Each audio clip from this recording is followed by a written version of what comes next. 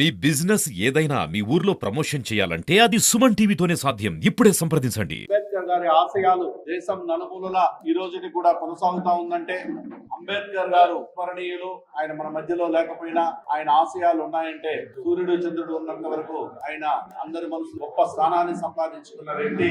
బడుగు బలహీన వర్గాలకు అన్ని విధాలుగా ముందుండి ఏ విధంగా వాళ్ళని నడిపించాలని దిశ నిర్దేశించినటువంటి వ్యక్తి డాక్టర్ అంబేద్కర్ గారి జయంతిని ఈ రోజు చాలా సంతోషంగా ఉంది. మనం చూస్తే దేశంలోనే అంబేద్కర్ ఆశయాలకు అనుగుణంగా అంబేద్కర్ గారు గుర్తుండిపోయే విధంగా ఈ దేశంలో ఎక్కడ లేని విధంగా విజయవాడ నడిబొడ్డులో విగ్రహం కనపడే విధంగా నిర్మించిన వ్యక్తి వైఎస్ జగన్మోహన్ రెడ్డి గారు.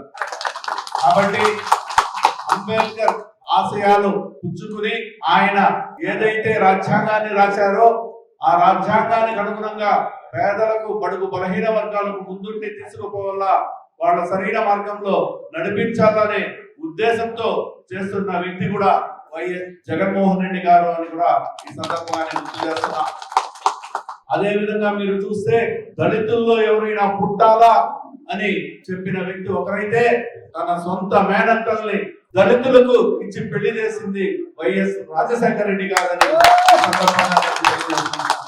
అదే విధంగా అంబేద్కర్ రాజ్యాంగమే నాకు గొప్ప అని చాటి చెప్పిన వ్యక్తి జగన్మోహన్ రెడ్డి గారు అయితే రెడ్ బుక్ రాజ్యాంగమే నాకు గొప్ప అని అంబేద్కర్ రాసిన రాజ్యాంగాన్ని పక్కతో పెట్టిన ప్రభుత్వం ఏదైనా ఉందంటే అది తెలుగుదేశం ప్రభుత్వాన్ని కూడా ఈరోజు అంబేద్కర్ జయంతి సందర్భంగా తెలియజేసుకుంటూ రాబోయే రోజుల్లో అంబేద్కర్ ఆశయాలకు అనుగుణంగా ఇంకా గొప్పగా మన నాయకుడు ప్రజలకు సేవ చేస్తాడు. కాబట్టి ఎప్పటికీ కూడా మన నాయకుడు మనకు గుర్తుండే విధంగా పరిపాలన చేస్తాడు. కాబట్టి మన తప్పులు తెలుసుకొని మనకేమైనా మన నాయకుడు అడుగుజాడలో నడవాలని ప్రతి కార్యకర్తను కూడా నేను కోరుకుంటున్నాను. వాళ్ళ తమిళ వర్ష కొత్త సంవత్సరానికి అందరికీ కూడా శుభాకాంక్షలు తెలియజేసుకున్నాడు.